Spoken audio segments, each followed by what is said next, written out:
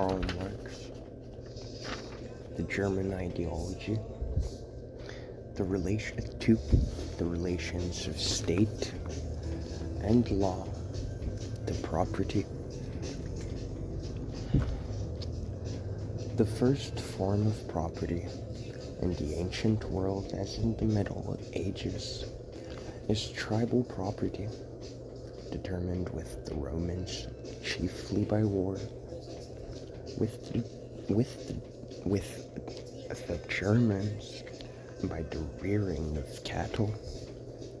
In the case of the ancient peoples, since several tribes live together in one town, the tribal property appears as state property, and the right of the individual to it as mere possession, which, however, like tribal property as a whole, is confined to landed property only.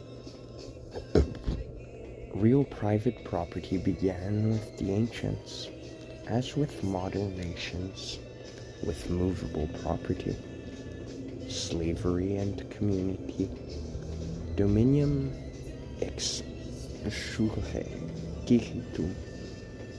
In the case of the nations which grew out of the Middle Ages, tribal property evolved through various stages: feudal landed property, corporative movable property, capital invested in manufacture, to modern capital, determined by big industry and universal competition, i.e., pure private property, which has cast off all semblance of a communal institution and has shut out the state from any influence on the development of property.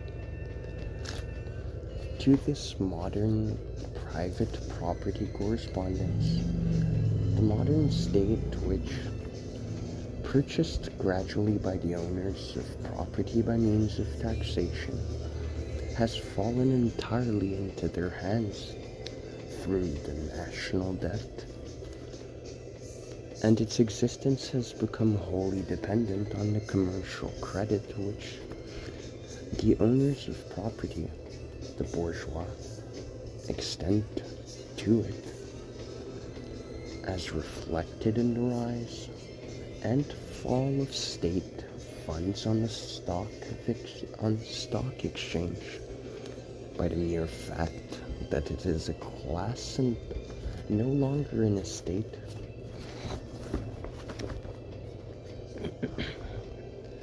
The bourgeoisie is forced to organize itself no longer locally, but nationally, and to give a general form to its mean average interest. Through the emancipation of private property from the community, the state has become a separate entity, beside and outside civil society, but it is nothing more than the form of organization which the bourgeois necessarily adopt, both for internal and external purposes, for the mutual guarantee of their property and interests. The interdependence of the state is only found nowadays in those countries where the estates have not yet completely developed into classes, where the estates, done away with in more advanced countries, still have a part to play, and where there exists a mixture. Countries have a part to play.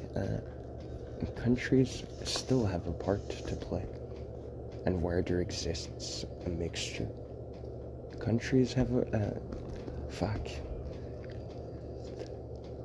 countries have countries, that is to say, in which no one section of the population can achieve dominance over the others.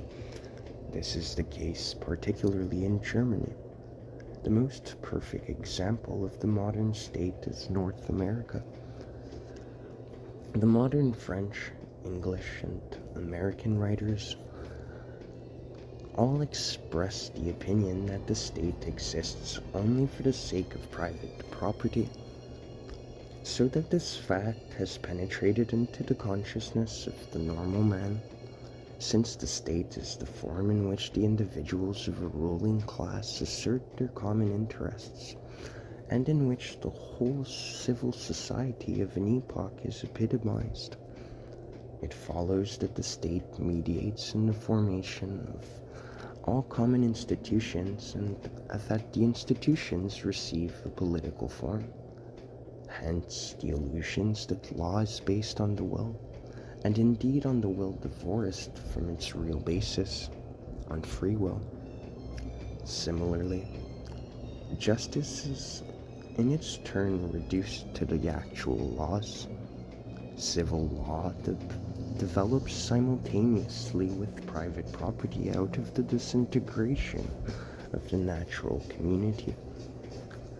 With the Romans, the development of private property in civil law had no further industrial and commercial consequences, because their whole mode of production did not alter. With modern peoples, where the feudal community was disintegrated by industry and trade, there began, with the rise of private property and civil law, a new phase, which was capable of further development. The very first town which carried on an extensive maritime trade in the Middle Ages, Amalfi, also developed maritime law. As soon as industry and trade developed private property further, first in Italy and later in other countries,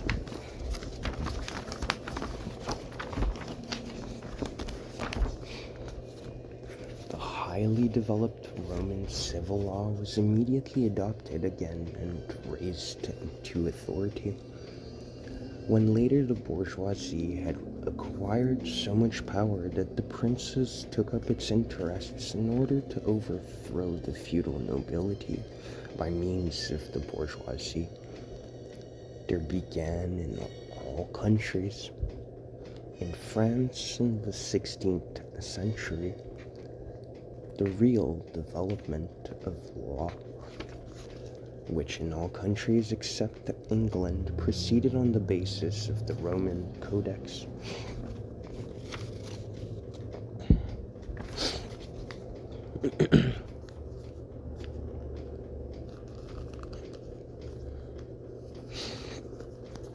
In England, too, Roman legal principles had to be introduced to further the development of civil law, especially in the case of movable property. It must not be forgotten that law has just as little an independent history as religion. In civil law, the existing property relationships are declared to be the result of the general will. The jus utendi putendi itself asserts on the one hand the fact that private property has become entirely independent of the community, and on the other, the illusion that private property itself is based solely on the private will.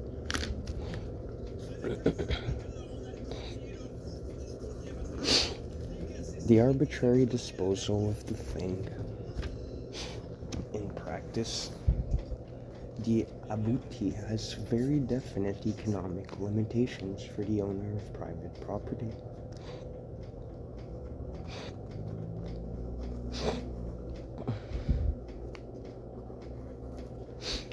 and hence his and private property, if he does not wish to see his property, and hence his jus abutendi pass into other hands, since actually the thing, considered merely with reference to his will, is not a thing at all, but only becomes a thing through property and intercourse, and interdependently of the law, a relationship which the philosophers call an idea. This juridical illusion, which reduces law to mere will, necessarily leads, in the further development of property relationships, to the position that a man may have a legal title to a thing without really having the thing.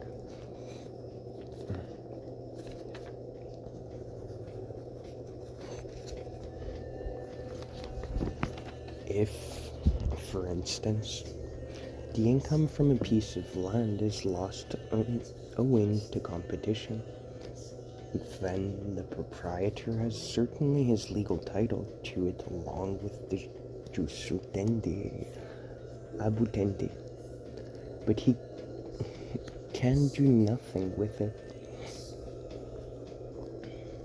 He owns nothing as a landed proprietor. If in addition to what was said, he has not enough capital to cultivate his ground, the solution of the jurist also explains the fact that for them, as for every code, it is altogether fortuitous that individuals enter into relationships among themselves, e.g. contracts. It explains why they consider that these relationships can be entered into or not at all at will, and that their content rests purely on the individual free will of the contracting parties. Whenever, through the development of industry and commerce, new forms of intercourse have been evolved, e.g. insurance companies, etc., law has always been compelled to admit them among the modes of acquiring property.